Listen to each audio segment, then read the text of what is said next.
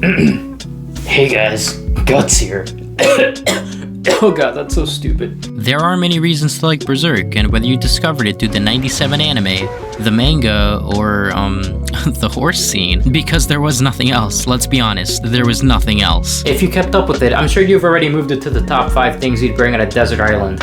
But today, we're talking about just the art. More specifically, we're gonna look at the Golden Age, and then post-Eclipse. The Golden Age. In the Golden Age arc, we don't really see much of the apostles or really anything supernatural, but that's perfectly fine. Even without all the demonic elements Berserk is known for, this first arc just works because the character designs are there to entice you, and the storytelling is just so captivating that it just further pulls you in. Let's start by just talking about some of the big boys of the series. Griffith and Guts. Ooh, Griffith!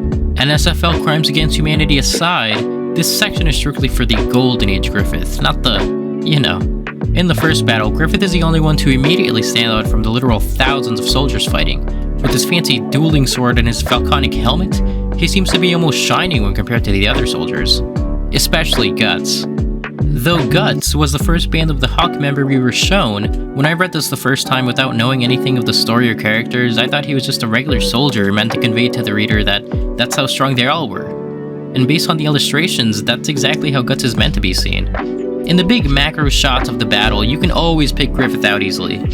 There he is, there he is, there he is. Outside of Griffith and maybe the King of Midland, none of the other soldiers really stand out to you, and this includes Guts. In fact, I don't even think we see Casca in this battle.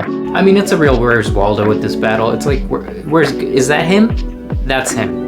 There's the sword. The differences don't stop there, however, as after the battle, Griffith and his horse look pristine, almost untouched, even though he was lopping heads off left and right, while Guts is an absolute mess of blood. Even Griffith's horse is fine, and Guts' horse is over there looking like a... oh god. But what does this tell us about the characters themselves? Well, comparing just the two and leaving everyone else aside, Guts comes off as a warrior.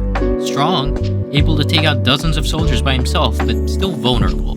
You can tell it's his strength and skill with a sword that keeps him alive, but with Griffith, it's more than that. It's obvious that he too is strong and knows how to wield a sword, but it's almost like he's untouchable, and it's not just his skill, but something else that causes him to thrive in battle. Casca and the Band of the Hawks. When the main members of the Band of the Hawk are shown, they just kinda look like soldiers. Sure, they're all stylized. Judo, aka the best one, Rickard, Pippin, and Gaston. That's our commander. He's incredible. Act exactly as you'd expect from how they look. Kind and loyal. This is true for Quercus as well, although it's kind of the opposite because he looks and acts like an absolute tool. These members are relatively simple characters, you pretty much get what you see from them. But this is where Casca shines. The first time we see her, she seems like the strong warrior beauty type, like Xena Warrior Princess or something.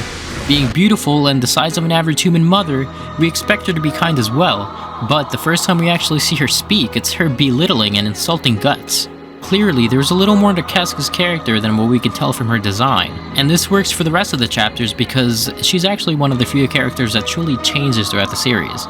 Once when she warms up to Guts, and then again when the whole, the thing happened, the eclipse thing, and then again after she came back from the thing. I'm trying not to spoil it, that's why I'm being so vague. Zod and the Apostles.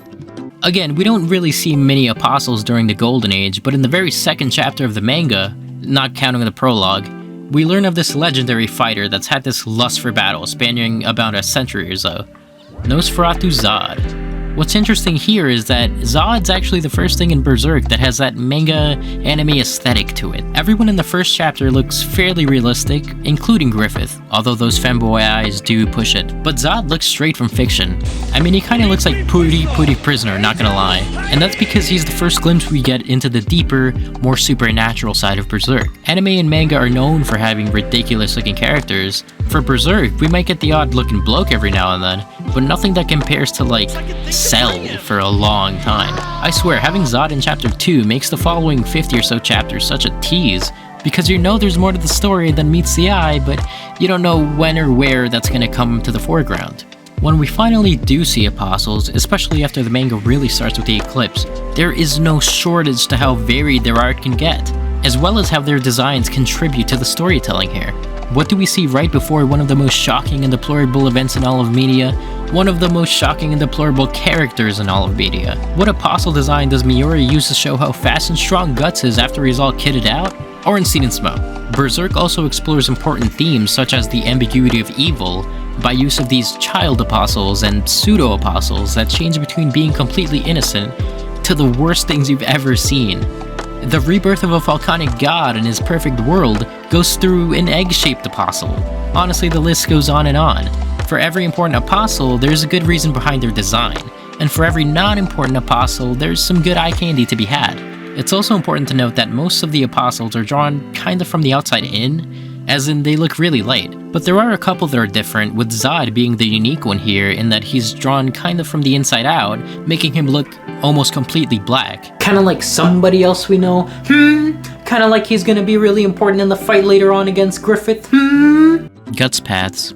This section won't be very long as it is speculative, and it does involve two major players in the late chapters, and that's kinda hard to do when trying to stay as far away from spoilers as possible. Skull Knight and Zod bear a striking resemblance to Guts. It's the hair, and I believe this is because they represent two paths he can take. Either he becomes consumed by Flora's gift and goes the path of the Skull Knight, forever lusting after a feudal war, one against a million, or he goes the path of the Apostle and becomes like Zod, still lusting for battle, but this time for selfish reasons and alliances with shoddy foundations. I don't know of a better way to end this love letter to the art of my favorite piece of media, other than a homage to the late great Kentaro Miura, with a collection of some of my favorite panels of his, and maybe some fan art.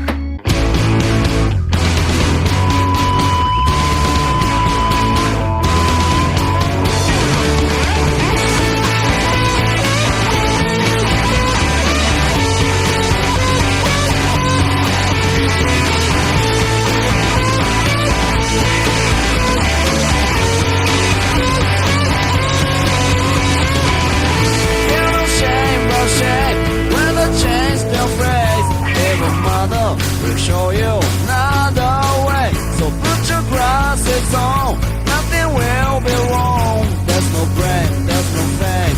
It's up to you. The first one should be finding. Whatever holds you back, I can't get it all. Tell me why, tell me why, tell me what you want. I don't know why, don't know why, don't know why it back. Tell me why, tell me why, tell me what you say. I don't know why, don't know why. Too late, it's too late. I'm not real for real. It's just my time you will.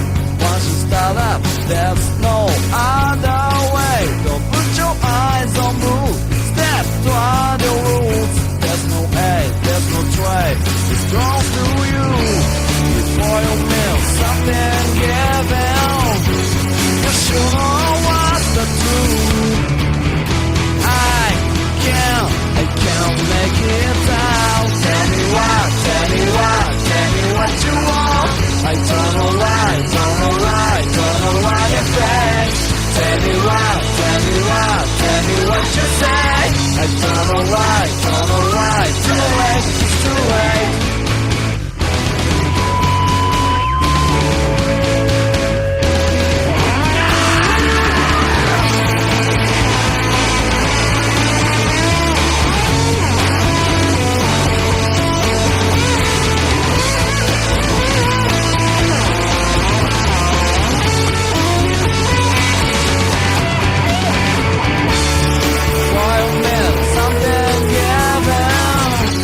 You should know what's the truth.